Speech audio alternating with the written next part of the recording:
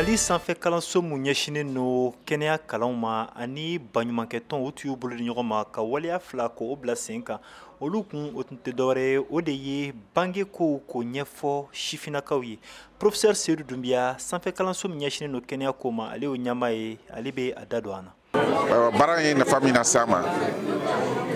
fɔlɔ a y'a to an sera ka programme de formation caman élaboré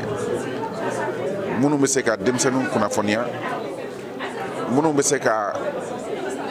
enseignant kɛ universitéw kɔnɔna na.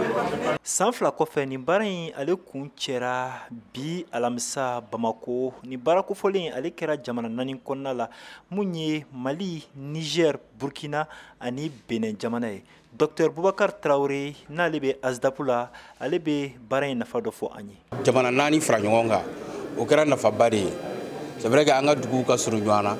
an ka kungow ka surun ɲɔgɔn na bange kɔlɔsi ko denmisɛnnin ka ca an ka duguw bɛɛ la mais an ye baara minnu boloda tantɔ ni projet ensemble kelen ye projet ensemble bɛ baara kɛ pour que mɔgɔw k'u hakili jagabɔ mais ka outil de la technologie utiliser an b'a fɔ min ma ko la digitalisation donc fɛn bɛɛ tɛ kɛ mɔgɔw sigilen ɲɔgɔn kɛrɛfɛ mais pour que ka se ka kunnafoni jɛnsɛn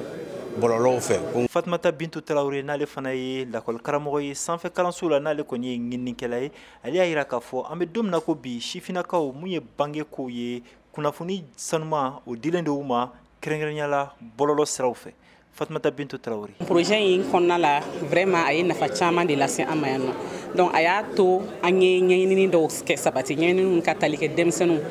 adolescents n'u bɛ taa san 15 la ka na san 19 na an ɲɛɲinini k'olu ka kow kan yala olu bɛ se ka kunnafoniw sɔrɔ cogo di santé de la sexuelle kan ni santé reproductive kan donc o ɲɛɲinini ninnu na ni nafa caman ye a y'a permettre an k'a dɔn k'a fɔ adolescents ni adolescentes mago bɛ kunnafoni na n'u mago bɛ kunnafoni mun na fana kunnafoni jɛlen walasa u bɛ se ka kisi grossesse non désirée ma avortement clandestin donc ni kunnafoni ninnu dir'u ma kunnafoni ninnu bɛ se ka kɛ sababu ye u bɛ se ka dɔn u bɛ taa sira mun fɛ u bɛ se ka grossesse ninnu éviter cogo min ani ka infection sexuellement transmissible ninnu k'olu éviter cogoya mun na. Ni baara kofɔlen in yɛrɛ filɛ nin ye ale musaka bɔba o kɛra Pays-Bas jamana ye a n'a dɛmɛbaga wɛrɛw. Mohamed Daɲoko VOA tɔgɔ la ka bɔ Bamako.